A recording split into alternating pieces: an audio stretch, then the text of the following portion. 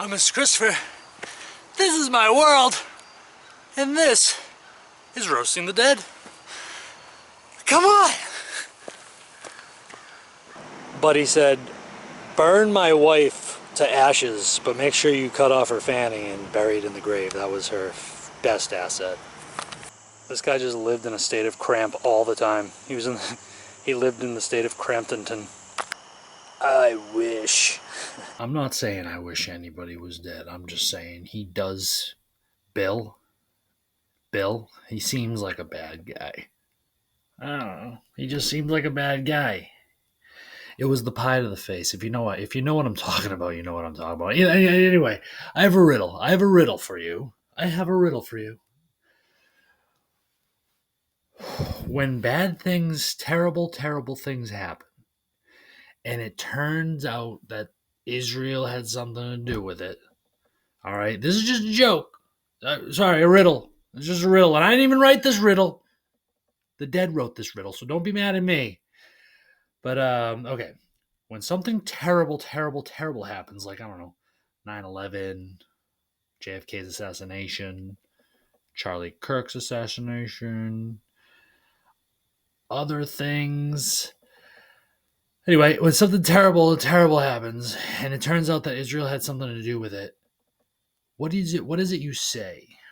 What is it you say? You don't say, I knew it. You say, I... Yep. Wait! What is it? What? How, what? Are you gonna... No? Are you gonna come? What am I waiting for? Oh my, I'm out of here. Oh, I didn't know the inventor of dye was here. Rose Dawson. Buried here. I'm gonna eventually get to movie reviewing Titanic, but Rose Dawson is historically one of my least favorite characters in all of movie history. She killed Jack, all for a cheap thrill, all to just get her naked body painted by some 1917 good-looking boy with no money who's a peasant. You're telling me that if they made it all the way to New York and Cal and they were all alive, she's going to leave her rich Cal family to go stay with the peasant boy who can paint? And I don't know if it's one thing I remember about this movie, and this is a small movie review before I ever actually movie review this movie. After the sex scene in the car, she's disappointed. Watch it. She's playing with his hair like, it's okay that you were 2 seconds. It's fine. I'm okay. Yeah, I'm fine. And you're sitting there like, it's steamy and sweaty in there. It's like, yeah, because he was breathing heavy and he was doing a lot of work for a couple of seconds. I don't know. Look at the scene. I know a disappointed female when I see one. And she was disappointed. Sacred to the memory of who knows? Where are we? Hieroglyphics? This is Egypt. Mary French. A heritage of beavity? Was she a beaver? Was she a beautiful beaver? What is beavity? That's just my honey. He was a nice guy, but he was really feely. We all know where those hands have been.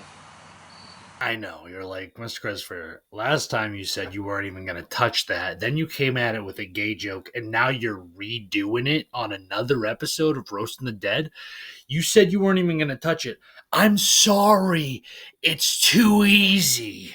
You can't see that on a grave and not go after it more than once. It's too easy.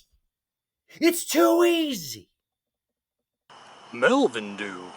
Hey Frizzle, what's going on? Nothing much, Dickie. Just sitting over here in my bush. Melvin Dew. That's a Scooby-Doo reference from Spooky Island, the first Scooby-Doo movie with Matthew Lillard and Freddie Prinze Jr. and Sarah Michelle Gellar and the beautiful girl who plays Velma. I don't know her name, but she's beautiful. Anyway, Dickie and Frizzle are actually across the street from each other, looking right at each other. Dickie's looking at Frizzle. Frizzle's looking over at Dickie. And I made Frizzle a man, but it would be cooler if it probably makes more sense if Frizzle's a woman and Dickie's a man, and maybe they never met in real life, but in death they stare across from each other lovingly, and I'm assuming they were meant to be together, but they didn't meet until, it was too late. But maybe what's too late for us is just in time for them. Yeah, maybe. Or maybe it's just all over and they never even knew each other existed at all. And now they're just seeing darkness, which they're not even seeing. They're just not existing anymore. Who knows? Who knows? That's just 13,000 pounds of hot dogs that went bad at the Frank's factory, and they just buried it here under this rock. Real nice, Frank's factory. Thank you, Freemasons. Jack, man. What about Jack her, or Jack them, or Jack they, or Jack Tranny? Here lies one lucky bean. I dare you to dig it up. But we all know that here at Mr. Christopher's world, we don't grave rob. That is wrong. And even if there is a bean that will grant all your wishes and give you everything you ever wanted in there, we still don't grave rob. If we found a pyramid in the sands of Egypt, would we take King Tut out of there and bring him to the museum? No, we wouldn't. That's wrong. That's grave robbing to the third degree, or the first degree. I don't know. That's the ultimate grave rob. But no, just take all of his gold and all of his chariots and all this stuff and put them in museums. At what point is it okay to grave rob? Never in Mr. Christopher's world. Once you're buried, you're free. Born to be wild. Maggie Wolf. Old names are the best names. We'll get it out of him. Arthur Scott Laughland. This guy had the best last name of all last names. He was meant for Mr. Christopher's world. Educator, artist, father. You belong with me, Arthur Scott. You belong here. He also belongs in the cemetery because he's dead. Yeah, crickets on that one. Sorry. I get a lot of crickets in the cemetery, too. It's not much of a laugh land there, if you know what I'm saying. There's not much laugh landing going on at the cemetery. As much as you may try to, you walk up to strangers mourning their dead friends and you make some jokes and they just chase you off with bats and pitchforks like you're Shrek. And it's like, I'm just trying to lighten the mood here. But anyway, that's the end of this episode of Roasting the Dead. I hope you enjoyed. I know I did. I will see you next time. I'll see you for Art Connoisseur tomorrow. Fun. Farewell.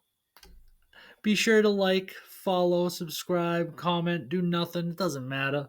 Eventually we're all going to end up here on Roasting the Dead with Mr. Christopher, a vampire who lives forever, and I will always be making fun of the dead people forever and ever.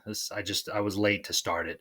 I should have started it 3,000 years ago when I was born, but I started it late. I started 3,000 years too late, but that's okay. I get centuries.